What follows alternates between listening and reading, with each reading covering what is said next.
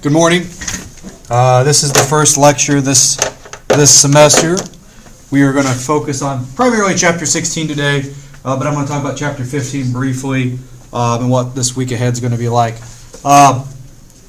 Chapter 15 is something I do want to make sure you guys have a little bit of grasp of. It's called What is Freedom? It's post-Civil War, deals with Reconstruction, deals with the aftermath of slavery, and how the country was brought together after the Civil War. However, I'm not going to lecture on Chapter 15 the way the schedule is laid out for this semester. I want to be done, since predominantly most of you are going to be seniors. Chapter 15 lecture, if you want more notes and information on it, I have posted from the fall, which is my last chapter, and it's kind of a recap here, is Chapter 15 lecture notes are all put on there, and just disregard anything that talks about tests or anything in the Chapter 15 lecture series. What I'm going to do this week is, instead of having any reaction quiz this week, there is no reaction quiz. It will be Chapter 15 and Chapter 16 book quizzes. So you'll be able to use your book, your notes, any of the lecture material for those. So there is no reaction quiz this week. Instead, I'm going to do a Chapter 15 and 16 quiz. And you can use your books, your notes, and everything. So you can read through Chapter 15 if you would like. The lecture notes are right there, but I will post probably Chapter 15 Thursday and Chapter 16 Friday. If there's questions on that, please feel free to email me. But I want to get in the chapter, and also, if you're not part of the Google Classroom, make sure you are. This is where all the lectures, all the materials, all the quizzes and everything will be brought up. If you just want to see what it looks like for the classwork, what will happen is, I don't know if you can see it from the camera, but if you go to where it says classwork, the first one up there was pretty much, I haven't put the grades in, it's going to be a completion grade 10 out of 10. The syllabus quiz, which was 10 points, go in there and complete it. That's the way the course is going to be set up for your assignments, okay? And I think that's it was been proven to be pretty good and pretty effective. So yes, we'll move on from there. We'll get Chapter 16 going on. Chapter 16 looks like it's about 27 slides. We won't use the whole time today. I'll probably go about 15-20 minutes tops for today. Okay, so Chapter 15 dealt with what is freedom, the reconstruction, the rebuilding of the United States, and the struggles economically of the United States and how we transformed. Now we're going to get into America's Gilded Age. If you've taken an American History course, American History Course 2, that focuses post-Civil War, the Gilded Age is one of the very first things you will take. With me, you've taken the course your sophomore year. This is where we watch the men who built America: Rockefeller, Carnegie, people of that nature. That's the Gilded Age, the building of modern America, as we often talk about it. Important thing to know, not all information will always be written on the PowerPoint. I will post the PowerPoints later on, especially for the online students, so they can kind of look at the PowerPoints, the lecture, and information. But I will say stuff or highlight stuff in the lectures that is pertinent for this material moving forward. Focus questions, you don't need to write these down, but these are things we should be able to answer after Chapter 16. What factors combined to make the United States a mature industrial society after the Civil War? How was the West transformed economically and socially in this period? What was the Gilded Age political system effective in meeting its goals? How did the economic development of the Gilded Age affect American freedom, and how did reformers of the period approach the problems of an industrialized society? Okay, the second industrialization, number one. Between the end of the Civil War and the 20th century, the United States underwent one of the most rapid and profound economic revolutions any country has ever experienced since or before. I mean, this period from 1870 up to 1900 is the most dramatic expansion or economic revolution that probably any country in the world has ever seen. Part of this will be caused by a high tariff that will be enacted. It's not going to be the power of it, but it will help promote Americans to buy American-made. Not to mention anything that we buy abroad will be taxed. And then granted a land to railroad companies to encourage construction. This is controversial at the period, but when these railroad companies are given land, they're able to build and expand.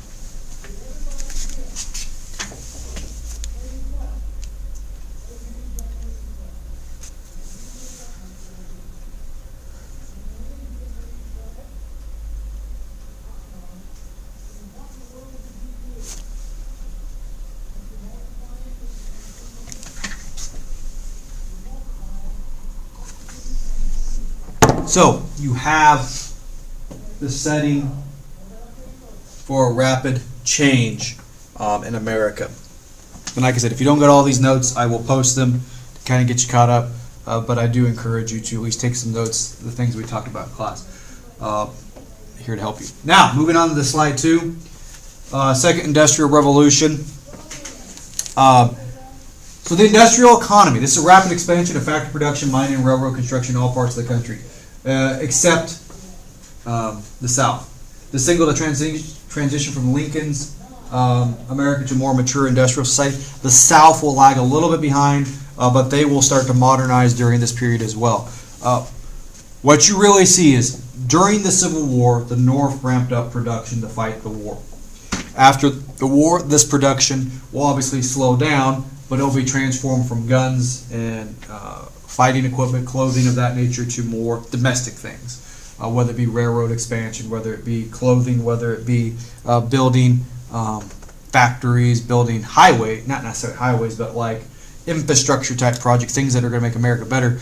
You're going to see a change in what they make. By 1913, the United States produced 1/3 of the world's industrial output. We will become a nation of factories. A traditional dream of economic independence seemed dead. However, 2/3 of Americans worked for wages. Between 1870 and 1920, 11 million Americans moved from farm to city. You're going to see a rapid urbanization occur at this point because people are looking to survive and also make more money and also go where the resources are at. The second industrial revolution was around the Great Lakes, really focused on that mass transportation of using rivers, canals, railroads, but the Great Lakes is really where a lot of this is going to be centered around. And especially you're going to see a lot of the second industrial revolution occur in states such as Pennsylvania, New York, Ohio, right along that Great Lake corridor. They also call it I think they'll call it the Rust Belt, where steel could be easily produced and coal was heavily abundant as well. So even in West Virginia. Now, railroads in the national market. Railroads led the way. They tripled between 1860 and 1880. They will triple in the amount of tracks that are laid. They will reorganize into 4 time zones. This is where we get the creation of the time zone, is to make travel on trains more accessible and easier. So there's different times, so in a way you can know what time a train is going to come. It makes more sense as the country is now from the Atlantic to the Pacific Ocean.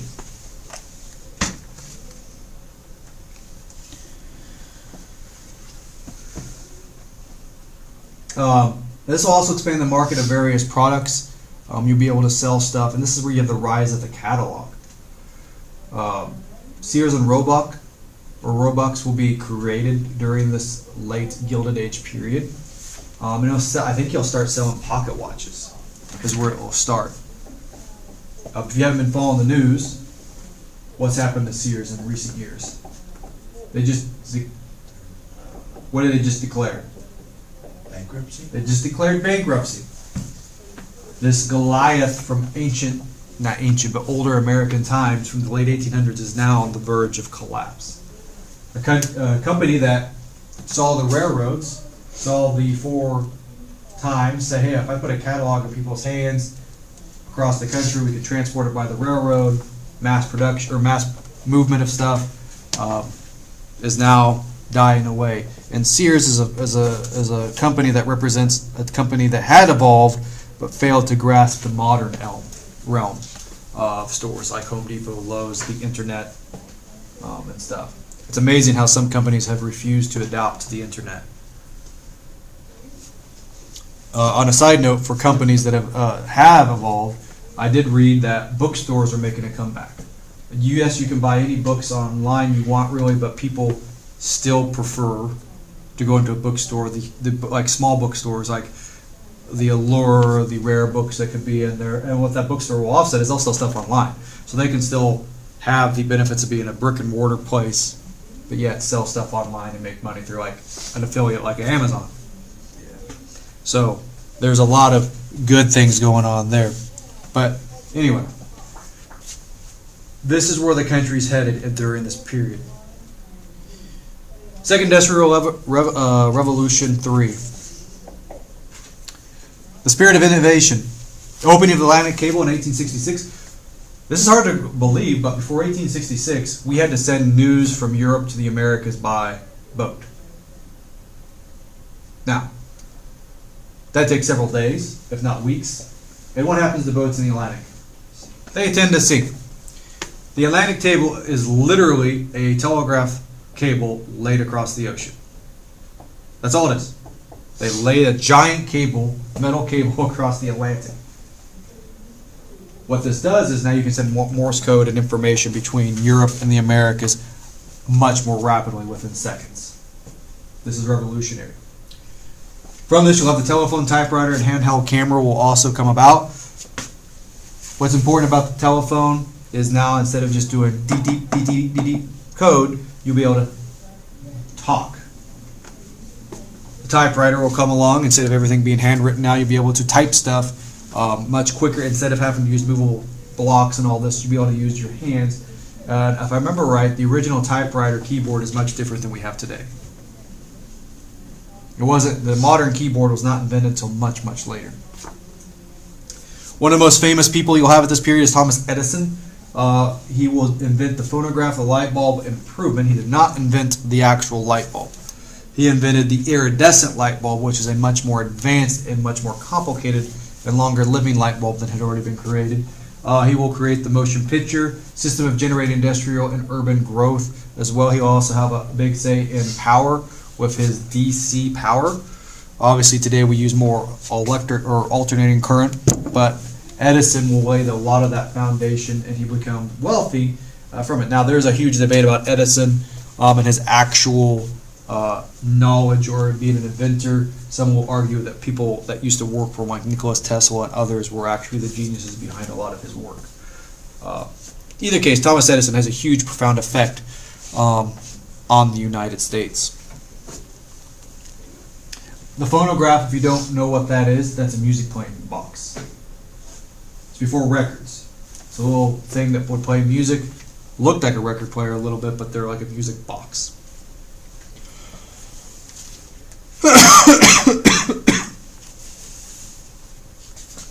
Competition and consolidation. Economic growth was dramatic but highly volatile. It was a very dramatic market. Things could go up and down very, very quickly. Businesses engaged in ruthless competition. This is where greed takes over. The potential to make lots of money is very, very large and encompassing. Businesses will form what's called pools or trusts, legal devices whereby the affairs of several rival companies were managed by a single director. So super rich people, if they were, let's say, Dalton, you were making a chicken farm and selling eggs, and you had a big company, Dalton's Egg Company, and you had a board of directors that or board, and you owned it, but then there was another board of directors and another board of directors for Zach's Eggs and Brock's Eggs. And you got on those board of directors, you could theoretically control 3 or 4 companies, manipulate the prices where you're going to make more money. You see how this can get really... Though there are 3 different companies, you are manipulating things, prices, to make sure you are getting money. This is illegal today. You can still serve on multiple boards of directors, but there is laws today that keeps people from being multiple trust owners and really profiting from it. Now you're going to have 3 giant corporations emerge during this period. U.S. Steel under J.P. Morgan. U.S. Steel was actually partly the former Carnegie Steel. Carnegie will make steel huge. J.P. Morgan will buy Carnegie out. I think it's $480 million, which was made him the richest man in the world at the time. But U.S. Steel will become a giant company for years to come.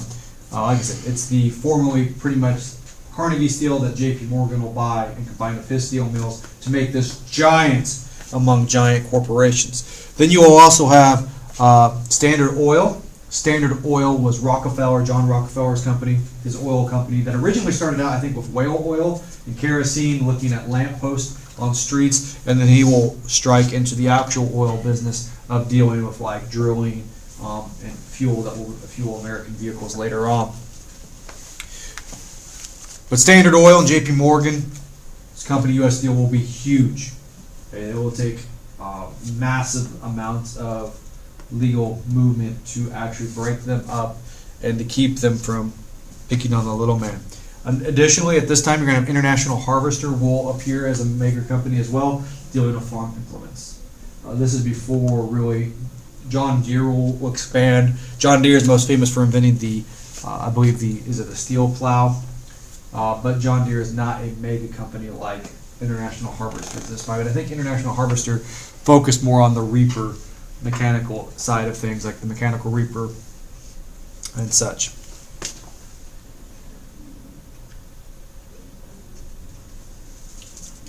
Okay, we'll probably get to this slide, I would say, for today, and we'll probably call it probably good. We'll see. It might go a little bit faster. The second industrial revolution, the fourth slide of this second industrial revolution. You have the rise of Andrew Carnegie. Era of no personal or corporate income tax. Think about that. Today, Bill Gates, the former, or Tim Cook, who now owns Apple, they pay millions of dollars in income tax. That did not exist at this point. Andrew Carnegie set out to incorporate vertical integration. So Andrew Carnegie was an immigrant from Scotland, worked his way up from a messenger boy to now become one of the most powerful men in the world. What he meant by vertical integration, he wanted to own every aspect of steel production, from the acquisition of steel, the transporting of steel, and the processing of steel to the distribution of steel. He didn't want to pay a middleman. Vertical integration is very difficult to achieve, but one that if you can achieve is awesome. The best example of this is I use it a lot of times in American history. If you guys remember the McDonald's example. You own the farm where the cattle are at, you own the butchering plant, you own the transportation of the materials to McDonald's, and you own the McDonald's itself. You own every aspect of production. That's what Carnegie set out to do, and he near achieved it. He also had the most advanced complex of steel, the Homestead plant. They could produce steel at a high rate. He had perfected the Bessemer process and had made steel relevant in the world. Most of modern America in the late 1800s will be built with Carnegie steel. In fact, the first steel bridge across the Mississippi River will be built from Carnegie steel. Gave much of his wealth to various philanthropies, including public libraries. One of the most famous is Carnegie Hall in New York City, which is a music auditorium. But he worked his plans to death, dictatorial hand. He had hired a named Henry Frick, who will help lead a Homestead to a riot and an eventual strike that was very violent. And Andrew Carnegie will kind of retire and go off into the sunset after he sells Carnegie Steel. He will be very rich. I mean, Carnegie the fortune will go on. But Andrew Carnegie is one of the most prominent of these kingpins of industry. Now, during the same time as Andrew Carnegie, he will have a rival, and that is John D. Rockefeller. Rose to dominate the oil industry. He will focus on horizontal expansion as well as vertical integration. What this means is he's going to buy every competitor. So, Aiden, you have an oil company. This is going back, talking about Dalton's A Company, going to the trust. I'm going to buy all these other companies, and you're going to be part of my big umbrella. What that creates is not diversity. Creates one market, monopolies. What happens in a monopoly? Is the product better or worse? Worse. Is there any competition? You're forced to buy one, right? Now, some natural monopolies are allowed to exist in smaller communities because of like infrastructure, like internet, power. You just don't have a lot of options. But monopolies are not good for the economic system mostly. Rockefeller is going to monopolize oil. By 1880s, he controlled 90% of the nation's oil market. And he did this through scare tactics, buying, intimidation, and dictatorial hand as well. Rockefeller is one of the most unpopular people during his era. He has a lot of money, though. Now, workers' freedom in this industrial era. Economic growth distributed very unevenly. The rich got really rich and the poor got very, very poor. Between 1880 and 1900, an average of 35,000 workers perished each year in accidents at these factories. 35,000 people die a year in accidents. That's crazy. They also didn't have workman's comp, so if you lost an arm, got hurt, you still are expected to go to work the next day or lose your job. Yeah, I go about you, Dalton, but losing your foot one day at work, something fell on it, and you come to work the next day. Right. And you're working 6 hours a day for 12 hours, 6 days a week, 12 hours a day. Or longer. Traditionally, Sundays would be off. Lavish lifestyles of the rich. Carnegie, Rockefeller lived crazy lives, but they weren't the only ones. If you've ever been to Colorado, Colorado has an immense amount of castles that all come from the late early 1900s. A lot of it's oil money. Some cases, they will literally buy a manor in Scotland, Ireland, England, somewhere in Europe, tear it down brick by brick, and ship it across the ocean and bring it to the United States and rebuild it. That's crazy. That's a lot of money, and they had it, and they flaunted it. The richest 1% of Americans receive the same total income as the bottom half of the population, own more property than the remaining 99%. So 1% owned more than 99%. That's crazy. We don't have that uneven, that near as much. We have uneven distribution today, but nowhere near this.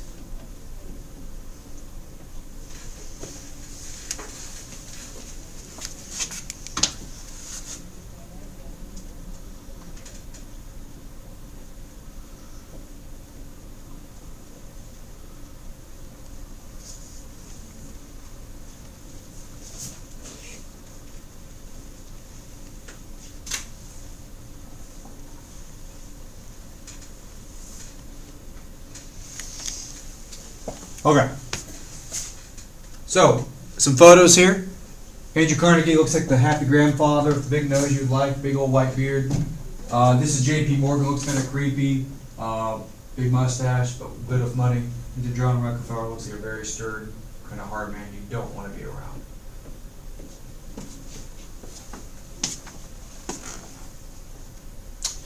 We'll do a couple slides, transformation of the West, and we'll call it good for today. We're about 23 minutes in. We'll do probably one, maybe two more slides, and we'll call it good. Capitalism was prominent in the Trans-Mississippi West. It was a place where people could go for new economic opportunity. So the East Coast, represented old money, old systems, and you kind of, if you were in the East, if you went to these factory jobs, you were kind of the same old, not a lot of progress, mobility. Though, as the factories grew, there was more movement into the middle class, and you did have more money. Conditions, life were still hard, and it wasn't as available as the West. The West was a diverse region that's going to have a lot. And when I mean the West, I'm talking like Colorado, California, Pacific Northwest. That's the West, the whole pretty much western part of the United States. The Great Plains, the Rocky Mountains, the desert of the Southwest, Sierra Nevada, and the valleys of coastline California and the Pacific Northwest. West required the active intervention of the federal government to help it get going.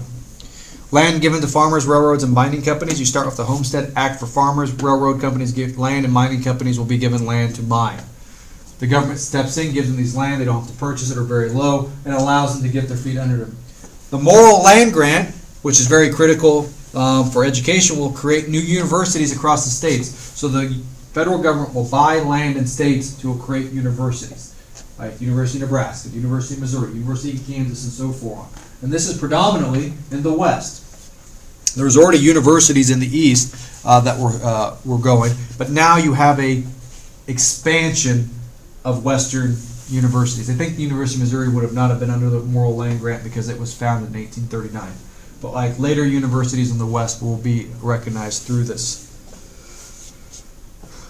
Newly created Western territories such as Arizona, Idaho, Montana, and Dakotas remained under federal control for longer than had been the pattern in the East. And it will take much longer for these states to actually be recognized, or these territories to be recognized as states, because population, constitutional writing, a lot of changes, they're going to be slower to develop. And even to this day, Montana and the Dakotas have some of the lowest population totals in the country. I think Montana's 600,000 people. The Dakotas between them is less, or right around 1 million between the two states. Let's find out for sure.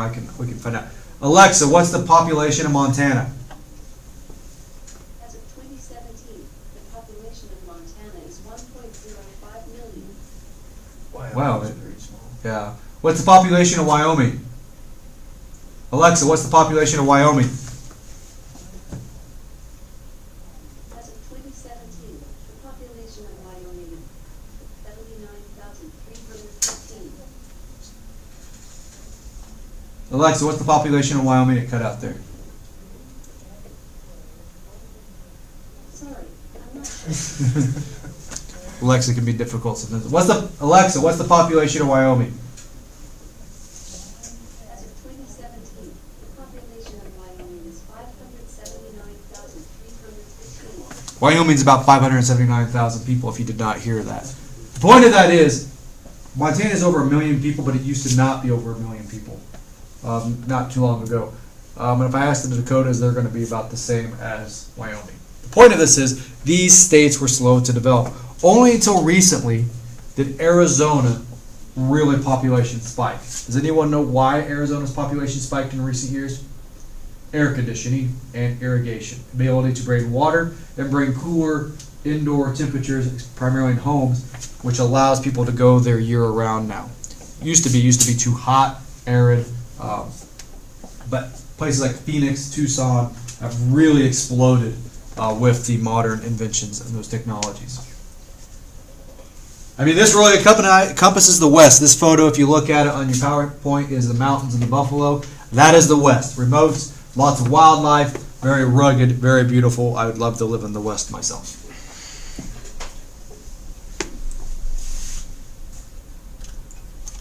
Transformation of the West, too. This will be the last slide for today. Farmers flooded the West after the Civil War using the Homestead Act, which granted them, I think, about 50 acres of land for $10. And the requirement was they had to lay on the, I think they had to stay on the land for at least 5 years and improve it. Obviously, most of them would stay after that. A new agricultural empire producing wheat and corn arose in the middle border, Minnesota, the Dakotas, Nebraska, and Kansas. Wheat, if you did not know it, we don't grow a lot of wheat here, but the northern plains grows a lot of wheat because it thrives in colder temperatures. We predominantly grow corn and soybeans in this area, unless it was this past year, which was not a good year for farmers, but unless you got them out. This was a pretty rough year for farming. But wheat in the north was the predominant, where corn will be the predominant in this area. West required the active I lost my spot. The farmers were a diverse group, including native-born Easterners, blacks escaping the South, and immigrants from Canada, Germany, Scandinavia, and Great Britain. Predominantly in our region is going to be German with some Scandinavian. German is going to be heavily influencing the middle part of the country. But you will have some from Canada, some blacks, some Easterners that will move west. But predominantly, if I had to guess and look at statistics, is going to be Germans are going to be the heaviest, at least percentage. In the late 19th century, North Dakota was the most multicultural state at the time. Today it is not. But at this point, it was very diversified with many different ethnic groups coming from various parts of the world and the United States. Life was not easy in the Great Plains. Women had it hard. They were home, expected to take care of the children, children's education, create clothing, make food, supper, maintain the house. The women had a very, very difficult job. The men was to provide the money and the resources, but the women were expected to provide and keep the home. So women were not eager to move to the West initially because of this very, very hard life. Bonanza farms will be created, covered thousands of acres, and employed large number of agricultural wage workers. This is very popular in the 1950s and 60s as far as movies, Western movies, where you have these large ranches where farmers are working with many hired hands. But however, family farms still dominate the landscape. These are the small-scale mom-and-pop places where I and my family live on one small tract of land house on the prairie type mentality. Railroads brought factory products to the west and the farmers. Farmers could go to the train station, sell their crops. They also could get a magazine and order things from the east or big time companies so they could get fancy items if they could afford them. Economic depressions and expansion of farming around the world also drove prices down, which is a common theme to this day, even that prices remain relatively low. So, farming in the Trans-Mississippi West will not be easy, it'll be harsh, but it will expand and people will move west looking for new economic opportunities when it comes to farming and on a diversified field. That all being said, this is where we're going to conclude for today. Transformation of the West. So as a little bit of a recap, we talked about the second industrial revolution in the East, looking at the major companies such as U.S. Steel, Standardized Oil, and we started talking about the transformation of the West and looking at farming. As a reminder, Chapter 15 lecture information is up. I will post the Chapter 15 reaction quiz, or not reaction, but Chapter 15 quiz Thursday. Chapter 16 will be Friday. There is no reaction quiz this week. Once again, I want you to focus on the two Chapter 15 and 16 quizzes that will both be for a grade out of 25 points. That being said, if you have questions or concerns, please let me know. I know we will have some more students joining us probably a little bit later. I think Fairfax will join us in a couple days, and we'll get them caught up.